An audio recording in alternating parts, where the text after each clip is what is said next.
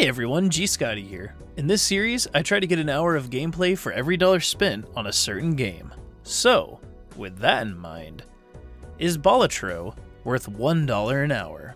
Make sure to subscribe, hit that like button, and let's check it out.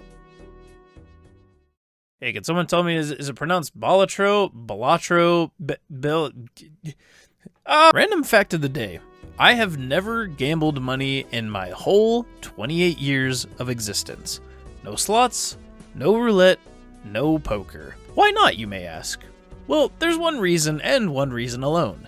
If I gave myself even an inch, if I said, hey, you know what, I'll just do $5, things would get out of hand incredibly quickly. If I lost any money, all I could think would be, but I could get it next round. And if I won any money, all I would think would be, awesome. I'm gonna do it again. I mean, I do it all the time in video games. I stay away from gacha games, but if there's any type of chance event or mini game in something like Mario Party, Pokemon, Slay the Spire, anything, I will become an absolute fiend who will take the chance. I can stop whenever I want, I just don't want to. It's not a problem, it's a choice. Needless to say, I make it a conscious effort not to play any type of real money gambling games because if I start, I genuinely probably will not be able to stop. Fast forward to this year, I was perusing the interwebs to see if there's any indie games that a lot of people are talking about. There's a lot going through the zeitgeist, and there's a ton of games that I thought looked pretty interesting.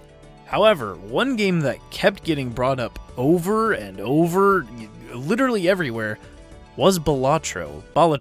I mean, that's cool, I'm really glad that it's doing a very good job, but I have no idea how to play poker, and that's basically the game, is it not?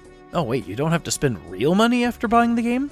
There's a lot of wacky build variety that I could potentially break the game with? It's a quality title, only $15 US? It's a roguelike?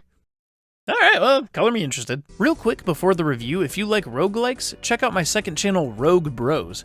My friend Noah and I do strangely specific video game challenges, and we'll be playing Balatro in the near future. Alright, enough business, let's get to the game.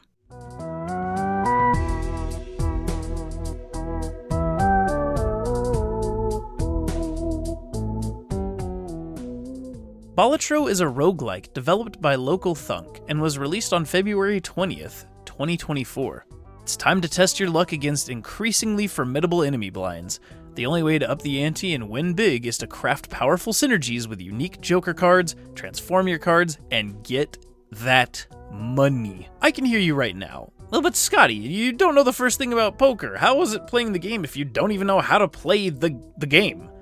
Two things. One, the first few rounds admittedly fried my brain, I'm not gonna lie, I'm still recovering. But two, even though I felt really in over my head, I was very impressed to see how easy it was to check any information about poker hands. If I was confused about how to make a certain hand, or even what hands would score more than others, all I did was, push a simple button and everything I wanted to know was right there in a clean, easy to understand menu. I mention this because I don't want anyone who doesn't know the first thing about poker to feel like they can't enjoy this game. Heck, if I can figure it out, I know you can. I applaud Local Thunk for making otherwise tedious information really accessible and easy to understand. But what transforms Balatro from a fun poker simulator into a roguelike spectacular? Allow me to introduce the real selling point and literal faces of the game, the Jokers.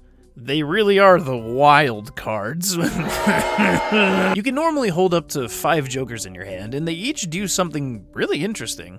For example, the arrowhead will give you 50 extra chips for every spade card you play, the smiley face will increase your multiplier when you play a face card, etc, etc. There's 150 good night in the morning. There's 150 Jokers that you can choose from, and they're all incredibly unique. So the Jokers by themselves are a lot of fun. However, the real lunacy begins when you learn how to synergize these suckers. One run that I had that was super fun was when I had the gift card, which adds $1 of sell value to every Joker and consumable cards at the end of the round, and the Swashbuckler, which takes the sell value of all Jokers and adds the amount to the total point multiplier. Add some other Jokers that increase your chips and multiplier, and I had a deck that absolutely cooked.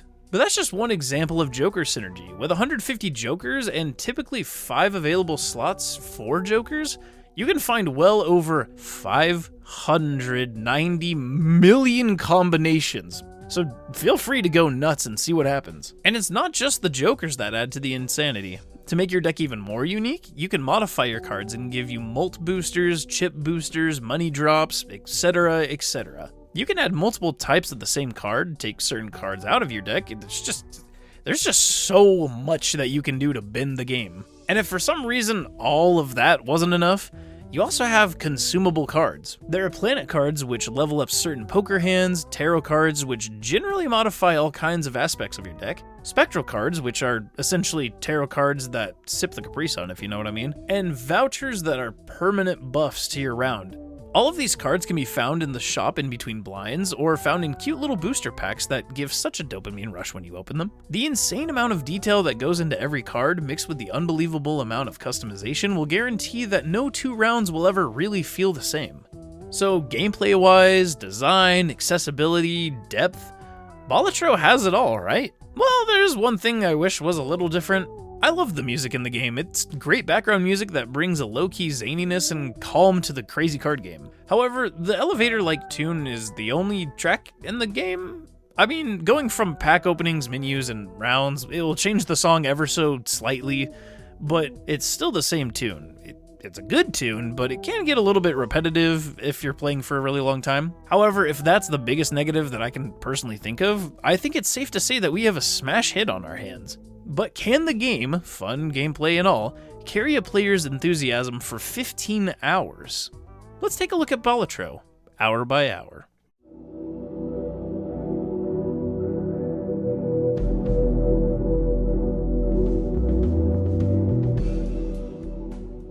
First picking up the game, I realized, wow, I suck at poker, but it's easy to pick up on the rules. It's just a bit hard to master. Chalk it up to bad luck. It's definitely my skill, but let me just have this one, okay? I tried a bunch of the decks, but I really leaned towards the green deck because of my inability to hold enough money to generate interest. Turns out if you stick to something long enough, you'll actually get pretty lucky. I made it all the way to ante 11, solidifying the green deck to be the first deck I won a run with.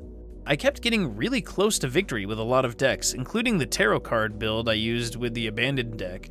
That one felt very sad to take an L with, if we're being honest. Eventually, though, I was able to win with the blue deck, the red deck, the yellow deck, the magic deck is starting to not sound like a word, and the ghost deck. Honestly, I was feeling pretty good about everything.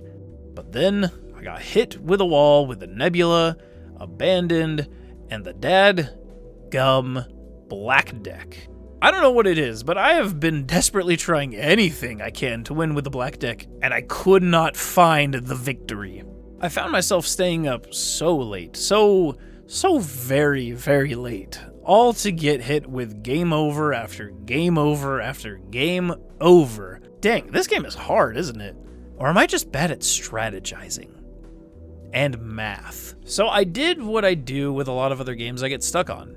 I watch other people who are infinitely better than I am to see what they do. I found this creator by the name of Raffle Light, linked to their description in the channel, and my goodness, I didn't realize that you could just, hit 10 million plus points in one turn. I have never seen numbers that big in this game. It suddenly became my life mission to beat ante 8 with every deck. I have become addicted. I have developed a problem. I'm losing so much sleep over this. If I'm not playing the game, I'm thinking about different card combos and boss blinds. My life has become Balatro. I am Balatro. Oh, it's past 15 hours already? Huh. I still can't win with the black deck.